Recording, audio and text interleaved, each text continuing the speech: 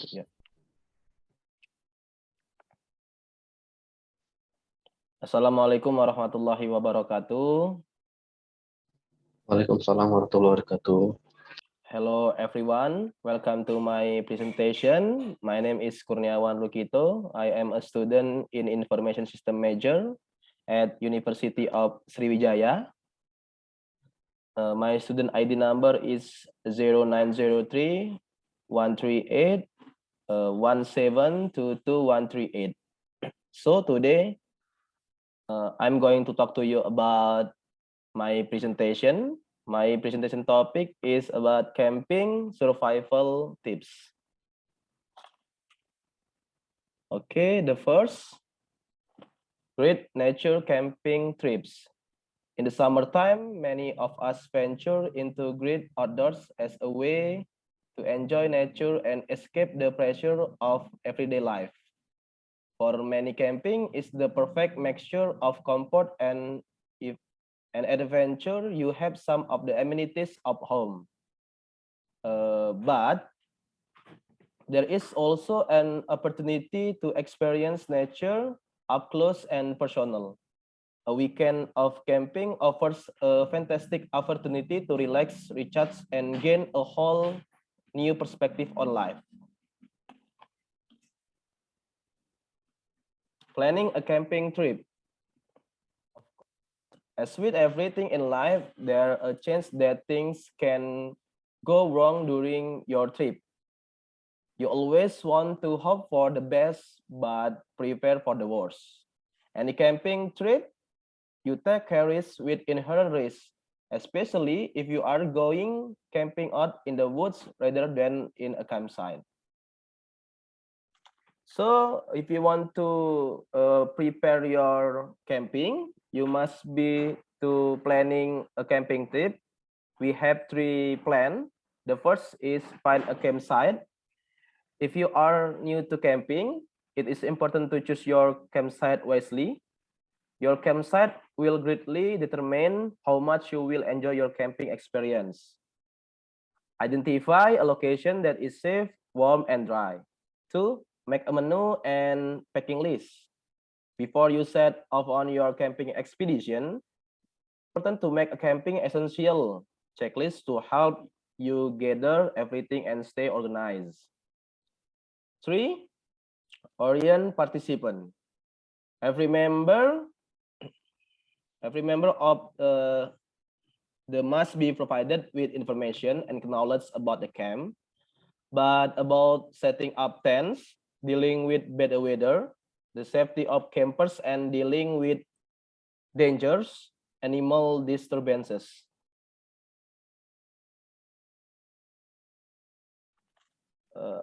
Third, camping safety rules. If you want to good camping, you must be announcing camping safety rules. We have three issues. The first is food and water. 2, wild animals. 3, medical issues. Mapping out your wilderness nutrition need is important, and water needs are generally higher than usual on activity-based excursion. Pay extra special attention to packing plenty of fluids for hot weather adventures. 2, wild animal. Wild animals often roam or make their home in campgrounds, so camper must remain vigilant and take measures to protect themselves and their campsite. Medical issue. Medical issues. Prepare for emergencies by learning basic first aid techniques. Include CPR. Before you leave home, bring a fully supply first aid kit along with you and call the emergency number if the situation appears serious. In the conclusion, final conclusion statement. Camping is a fun and memorable outdoor adventure. Connecting with Mother Nature, hiking and watching the stars at night while sitting by the campfire is simply therapeutic. For inexperienced campers, however, leaving the comfort of your house to sleep outside in a sleeping bag can seem scary. Outside in a sleep, scary and intimidating. With adequate preparation and few expert tips, you can achieve the perfect camping experience and enjoy your outdoor break to the fullest. Okay, for the audience, thank you for watching my presentation. Do you have any question? Yes. Okay, Kurniawan. From Yes, what I've Mr. Irfan. seen from your presentation, then I get two questions. First, Okay. what are the things that must be considered to avoid wild animal when camping? And second, what items should be brought when camping? Thank you. That's my question. Okay, thank you, Mr. Irfan, for the question. So you the first ask me about must be considered to avoid wild animal when camping. The things, yes. Okay. I want to answer you. While in the wild, we live side by side with wild animal. Mr. Irfan, there are four things to pay attention to when camping to avoid being disturbed by wild animal. Namely, the first, choosing a camping location that is far from wild animal, such as far from water resource. The first. Two, don't like bonfires. Three, don't make a food and litter. And the last, and rest with a hammock to avoid animals below. This is it. Can you repeat to me the second question? Okay, I repeat it. The question is what items should be brought when camping? Oh, okay. The item must be brought when camping. Okay. There are many items that need to be brought, but at least there are 5 items. Jadi five, yes. 5 items that must be brought. Namely, comfortable sleeping equipment, the first. Equipment, two. Navigation tools, mosquito lotion, and tissue or other hygienic tools. I think that's. What do you think, Mr. Evan? This is enough? Okay, that's nice. That's Okay, enough. okay. I understand from what yours have said. Thank you, Kurniawan. Okay, thank you, Mr. Irfan. You're Okay, welcome. thank you for everyone to watching my presentation. I hope get you good knowledge. Uh, See you next time. Goodbye. Wassalamualaikum warahmatullahi wabarakatuh.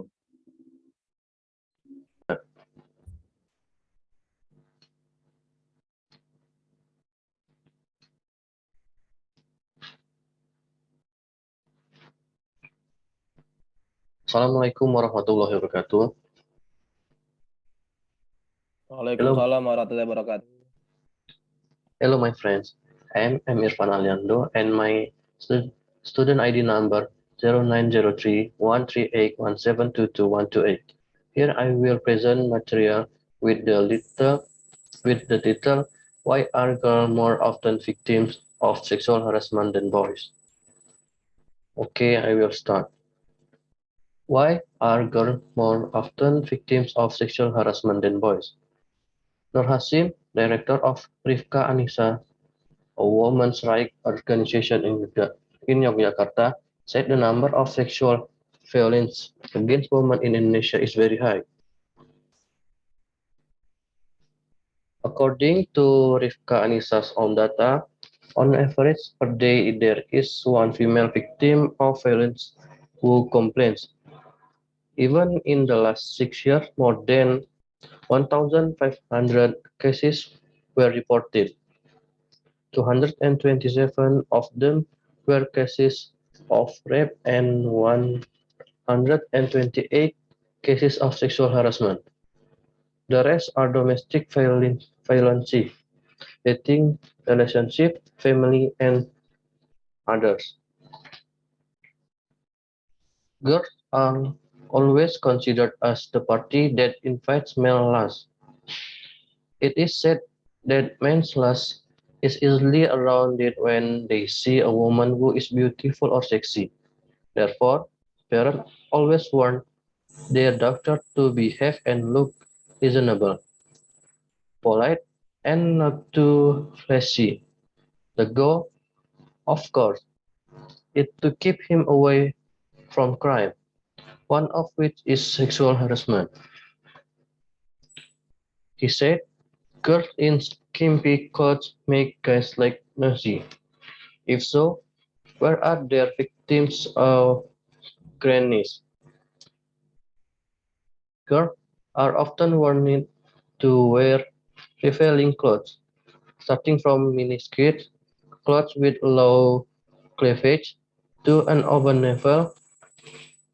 These kinds of clothes are predicted to poison to male mind with evil desires.